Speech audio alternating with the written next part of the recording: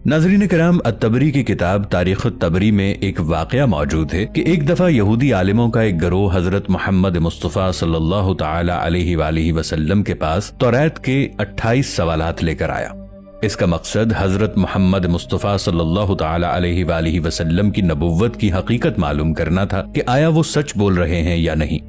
تاریخ طبری کے مطابق ان سوالوں میں سوال نمبر 7 اور سوال نمبر 8 قاف پہاڑ کے بارے میں تھے۔ الطبری کے مطابق انہوں نے آپ صلی اللہ علیہ وآلہ وسلم سے پوچھا کہ قاف پہاڑ کہاں ہے، کیوں بنایا گیا اور کتنا بڑا ہے۔ آپ صلی اللہ علیہ وآلہ وسلم نے اس سوال کا جواب کچھ یوں دیا کہ قاف پہاڑ ہماری دنیا کے گرد ایسے پھیلا ہوا ہے جیسے ایک انگلی میں انگوٹھی۔ یہ زمرد سے بنایا گیا ہے، جس سے نکلنے والی روشنی کی وجہ سے ہی ہمیں آسمان نیلا دکھائی دیتا ہے۔ اگر یہ پہاڑ نہ ہوتا تو آسمان کا رنگ ہمیں کبھی نظر نہیں آتا۔ ایک انسان کے لیے وہاں تک پہنچنا نہایت مشکل کام ہے، کیونکہ وہاں تک پہنچنے کے لیے ایک انسان کو مسلسل 4 ماہ اندھیرے میں سے گزرنا پڑے گا۔ پھر 8ویں سوال میں قاف پہاڑ میں موجود جابلقا اور جابلسا شہروں کے بارے میں پوچھا گیا، اور یہ بھی کہ وہاں کون سی مخلوق رہتی ہے، جس پر آپ صلی اللہ علیہ وآلہ وسلم نے فرمایا کہ جابلقا اور جابلسا 2 شہر ہیں، ایک مشرق میں ہے اور دوسرا مغرب میں۔ یہ دونوں شہر زمرد سے بنائے گئے ہیں اور یہ دونوں شہر قاف پہاڑ سے ملے ہوئے ہیں۔ ترکی سے تعلق رکھنے والے ایک صوفی مولانا ناظم القبروسی کے مطابق ہماری دنیا کے ارد گرد بہت ساری ایسی دنیایں ہیں جو ہم سے پوشیدہ ہیں۔ جب حضرت امام مہدی علیہ السلام تشریف لائیں گے تو وہ اکیلے نہیں ہوں گے، بلکہ اللہ ان کی مدد کے لیے قاف پہاڑ سے ایسی مخلوق کو بھیجیں گے جو اس دنیا والوں کے لیے بالکل نئی ہوگی۔ اسلامی روایات کے مطابق معراج کی رات جب حضرت محمد مصطفیٰ صلی اللہ تعالی علیہ وآلہ وسلم آسمانوں کے سفر پر تشریف لے گئے تو ایک جگہ حضرت جبرائیل علیہ السلام آپ کو ایسے مقام پر لے گئے جہاں ایک ذہین مخلوق رہتی تھی۔ وہ 2 شہروں میں رہنے والی مخلوق تھی جنہیں آپ صلی اللہ علیہ وآلہ وسلم نے اسلام کی دعوت دی اور جنہوں نے آپ صلی اللہ علیہ وآلہ وسلم کی دعوت کو قبول کیا اور اسلام لے آئے۔ پھر آپ صلی اللہ علیہ وآلہ وسلم نے ان کے درمیان ایک خلیفہ مقرر کیا اور ان کو اسلامی تعلیمات کے بارے میں تعلیم دی۔ پھر حضرت جبرائیل علیہ السلام آپ صلی اللہ علیہ وآلہ وسلم کو ایک اور قوم کی طرف لے گئے جو تاریس اور تاکل کے نام سے جانے جاتے تھے۔ آپ صلی اللہ علیہ وآلہ وسلم نے انہیں بھی اسلام کی دعوت دی، لیکن انہوں نے آپ صلی اللہ علیہ وآلہ وسلم کی دعوت کو قبول نہیں کیا۔ وہاں سے آپ صلی اللہ علیہ وآلہ وسلم حضرت جبرائیل علیہ السلام کے ساتھ یاجوج ماجوج کی طرف گئے اور آپ صلی اللہ علیہ وآلہ وسلم نے انہیں بھی اسلام کی دعوت دی، لیکن یاجوج ماجوج تاریس اور تاکل سے بھی زیادہ سرکش قوم تھی۔ انہوں نے بھی آپ صلی اللہ علیہ وآلہ وسلم کی دعوت کو قبول نہیں کیا اور آپ صلی اللہ علیہ وآلہ وسلم کو ماننے سے انکار کر دیا۔ اس تمام واقعے کا تفصیلی ذکر الطبری کی کتاب تاریخ الطبری میں موجود ہے، جس میں جابلقا اور جابلسا 2 شہروں کے بارے میں ایک طویل حدیث کا ذکر کیا گیا ہے، جس میں آپ صلی اللہ علیہ وآلہ وسلم نے کچھ یہودی عالموں کو جواب میں ان دونوں شہروں کی مکمل تفصیل بیان فرمائی، اور اس وقت حضرت علی رضی اللہ تعالی عنہ بھی آپ صلی اللہ علیہ وآلہ وسلم کے پاس موجود تھے۔ حضرت علی رضی اللہ عنہ نے سوال کیا کہ یا رسول اللہ، کیا وہ دونوں شہر ہماری دنیا میں ہی موجود ہیں؟ تو آپ صلی اللہ علیہ وآلہ وسلم نے فرمایا کہ وہ دونوں شہر قاف پہاڑ کے نزدیک مکمل تاریکی میں ہیں۔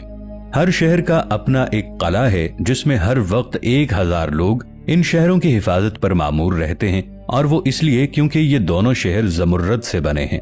ان دونوں شہروں کے سب سے بڑے دشمن تاریس اور تاکل 2 سرکش قومیں ہیں جو ان دونوں شہروں میں موجود قیمتی خزانوں کو حاصل کرنا چاہتی ہیں۔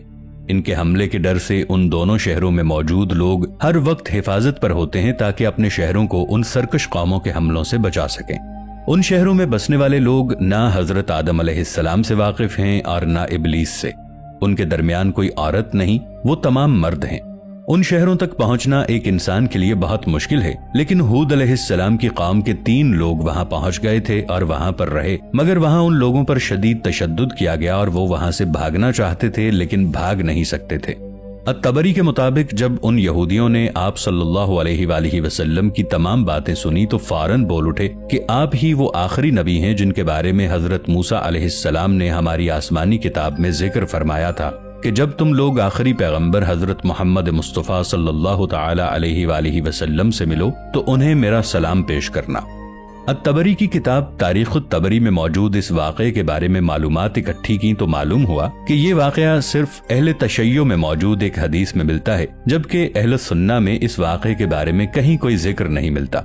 दूसरी बात यह कि अत-तबरी एक मुहद्दिस से ज्यादा एक तारीख दान तस्लीम किए जाते हैं, इसलिए अत-तबरी में मौजूद हदीस को इंतहाई गौर व फिक्र से पढ़ना जरूरी है, क्योंकि अत-तबरी के हवाले से ऐसी कई हदीस सामने आई हैं जिनके अल्फाज और रिवायात में कई लिहाज से कमजोरियां पाई गई हैं। इसके अलावा काफ पहाड़ का जिक्र सिहाह सित्ता की किसी किताब में भी मौजूद नहीं, इसलिए अहले सुन्नत के मुताबिक अत-तबरी की जिस हदीस में इन 2 शहरों का जिक्र किया गया है, इस हदीस का कोई मुस्तनद जरिया मालूम नहीं। लेकिन अहले तशय्यो की अहादीस की सबसे कदीम किताब बसाइरुद्दरजात में ऐसे 2 शहरों का जिक्र आया है जो अपने एक लीडर के इंतजार में हैं। दोस्तों, हॉलीवुड की अक्सर फिल्में अफसानवी दास्तानों और मजहबी किताबों में मौजूद कदीम कौमों और वाकयात पर मबनी होती हैं, जिसकी एक बड़ी मिसाल मैट्रिक्स नामी फिल्म है, जहाँ के लोग एक तारीख दुनिया में मौजूद होते हैं जो हमारी दुनिया से बिल्कुल मुख्तलिफ होती है, या फिर द विज़र्ड ऑफ ओज़ी नामी फिल्म जिसमें एक ऐसा शहर दिखाया जाता है जो सारा ज़मुर्रद से बना होता है। इसी तरह अहादीस में याजूज माजूज का जिस तरह जिक्र किया गया है, उस तरह की मखलूक पर हॉलीवुड की लातादाद फिल्में मौजूद हैं। ये शहर कहाँ है और इन शहरों के हवाले से मौजूद हदीस कितनी सही है, इस बारे में तो अल्लाह ही बेहतर जानता है।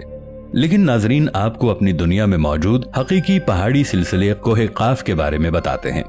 दोस्तों, कोहे काफ का जिक्र तो आपने बचपन में बहुत सी कहानियों में सुना होगा, जैसे एक बादशाह की बेटी महल के छत पर घूम रही होती है, एक देव उसको उठाकर कोहे काफ में कैद कर देता है। बादशाह मुख्तलिफ ममालिक के शहजादों को इस मुहिम पर रवाना करता है कि जो मेरी शहजादी को वापस लाएगा, मैं उसकी शादी अपनी बेटी से कर दूंगा। तो एक नेक दिल शहजादा भी इस मुहिम पर रवाना होता है। इसकी मुलाकात एक बुजुर्ग से होती है। बुजुर्ग उसकी नेक दिली की वजह से उसको एक अंगूठी देते हैं, जिसकी बदौलत वो फौरन कोहे काफ की पहाड़ियों पर पहुंचकर देव को मार देता है और शहजादी को आजाद करवा के वापस उसके वतन ले आता है। शहजादी की शादी उस शहजादे से हो जाती है और दोनों हंसी खुशी रहने लगते हैं। कोहे काफ असल में है कहाँ? तो ये बुहैरा अस्वद और बुहैरा कज़वीन के दरमियान खित्ता कफकाज का एक पहाड़ी सिलसिला है जो एशिया और यूरोप को जुदा करता है। कभी इसका शुमार रूस में हुआ करता था, लेकिन रूस के टूटने के बाद अब यह हिस्सा चेचनिया में शुमार होता है। इस इलाके में मादनी पानी के सरचश्मों की बहुतात है। पाकिस्तान, हिंदुस्तान और ईरान में कोहे काफ के मुतालिक जिन्नों और परियों के बेशुमार किस्से मशहूर हैं, जो न सिर्फ अवाम में सीना बसीना मुंतकिल होते रहे हैं, बल्कि बच्चों की कहानियों में बाकायदा लिखे जा रहे हैं। हो सकता है इसमें कुछ सदाकत भी हो सकता है ये वीरान जगह जिन्नात का मस्कन हो, लेकिन तस्दीक करना मुश्किल है। बाकी अल्लाह ही बेहतर जानता है कि इसमें कितनी सच्चाई है। दोस्तों, वीडियो अच्छी लगने की सूरत में इसे लाइक और शेयर जरूर कीजिएगा और हमारे चैनल को सब्सक्राइब भी कर लीजिएगा। मिलेंगे एक नई वीडियो के साथ, तब तक के लिए अल्लाह निगहबान।